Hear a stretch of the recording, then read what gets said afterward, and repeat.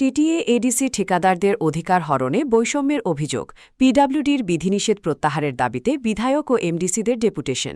ত্রিপুরা উপজাতি এলাকা স্বায়ত্তশাসিত জেলা পরিষদের তালিকাভুক্ত ঠিকাদারদের রাজ্য সরকারের পিডব্লিউডির টেন্ডারে অংশগ্রহণের ওপর হঠাৎ বিধিনিষেধ আরোপের প্রতিবাদে সরব হয়েছেন রাজ্যের বিধায়ক ও এমডিসিরা।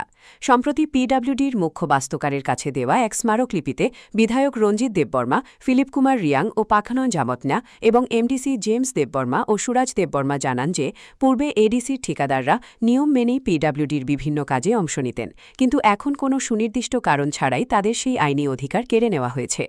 জনপ্রতিনিধিদের অভিযোগ, কোনো আগাম বিজ্ঞপ্তি ছাড়া ঠিকাদারদের অংশগ্রহণ আটকে দেওয়া অত্যন্ত বৈষম্যমূলক এবং এটি প্রতিযোগিতামূলক দরপত্র প্রক্রিয়ার পরিপন্থী।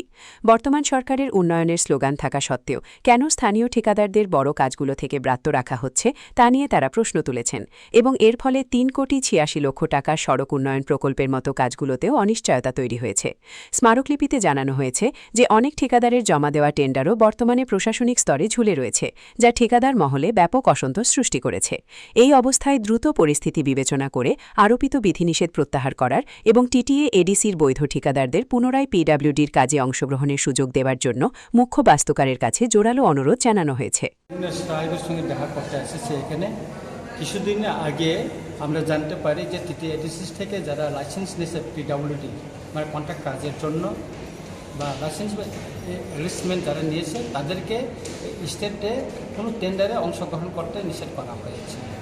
তাই এই পরিপ্রেক্ষিতে আমরা জানার পর বিভিন্ন কন্ট্রাক্টর যারা আছেন টিটিএ এডিসি এলাকায় বিশেষ করে, সেখানে শুধু বাঙালি বা ট্রাইবেল কথা না, এখানে বাঙালিরও অনেক এডিসি এলাকায় ওরাও লাইসেন্স নিয়েছে। আজকে তাদের আপগ্রেড হয়েছে, তাদের লাইসেন্সটা আনলিমিটেড হয়ে গেছে অনেক বাঙালির লাইসেন্স, এবং আমাদের ত্রিপুরা স্যার অনেক লাইসেন্সও আজকে আনলিমিটেড হয়ে গেছে।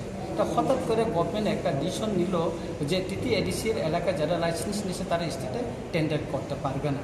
এটা শুধু পিডব্লিউডি এবং পিডব্লিউডি স্টেট হাইওয়েতেই করতে পারবে না, কিন্তু এগ্রিকালচার, ডিডব্লিউএস বা অন্যান্য যে ডিপার্টমেন্টে ওখানে টেন্ডার করতে পারবে। তো হঠাৎ করে কেন পিডব্লিউডি, আরএনবি এবং স্টেট হাইওয়েতে এই নিষেধাজ্ঞা করা হলো সেটা আমরা জানতে চেয়েছিলাম। চিফ ইঞ্জিনিয়ারের কাছে আমরা মেমোরেন্ডাম দিয়েছি এবং আমরা সাফিসিয়েন্ট ডকুমেন্টস এভিডেন্সও আমরা দিয়েছি। তারপরে উনি এটা সঠিক উত্তর দিতে পারেন, তো উপর মহলে সিদ্ধান্ত হয়েছে। আমি সিদ্ধান্তটা ইমপ্লিমেন্ট করছি এটুকু বলছেন, আর আমাদের মেমোরেন্ডামটা তিনি আজকে উপর মহলে পাঠাবেন বলে করছেন। আগামীকাল আমরা পিডব্লিউডির সেক্রেটারির সঙ্গে দেখা করব। উনি নতুন আসছেন মিস্টার গোয়েল, কিরণ গিত্তে স্যার কালকে রিপ্লেস মানে চলে গেছেন, আলাদা জায়গায় ট্রান্সফার হয়ে। তো সেই জায়গায় আমরা কালকে দেখা করবো ওনার সঙ্গে, এবং মাননীয় মুখ্যমন্ত্রী মহোদয়কেও আমরা এই বিষয়টা ওনার পিএসকে আমরা জানিয়েছি। উনি গুয়াহাটিতে আসেন, আসার পর আমরা ওনার সঙ্গে দেখা করবো। এই নিয়মটা আগে ছিল না, কিন্তু হঠাৎ করে এই নিয়ম আগে সবাই সব জায়গাতে মানে পার্টিসিপেট করতে পারে। দেখুন আজকে শুধু ত্রিপুরাতে এই আইনটা চালু করা হয়েছে, আসামে গুরুল্যান্ডে লাইসেন্স যারা নিয়েছে তারা স্টেটে আসামে সব জায়গাতে টেন্ডার করতে পারছে। আজকে আপনি আসামের একটা অংশ ডিমা হাউস যারা লাইসেন্স নিয়েছে তারা স্টেটে সব জায়গাতে টেন্ডার করতে পারছে, শুধু ত্রিপুরাতে এই রেস্ট্রিকশন করা হয়েছে। এটা একটা মানে কি বলবো, এডিসি এলাকায় লাইসেন্স নিয়ে এই স্টেটে করতে পারবে, এটা একটা বৈষম্যমূলক আচরণ হয়েছে বলে আমরা মনে করি আর কি। এটা খুবই মানে শুনতেও মানে আমাদের কীরকম একটা লাগছে, এটা ঠিক না।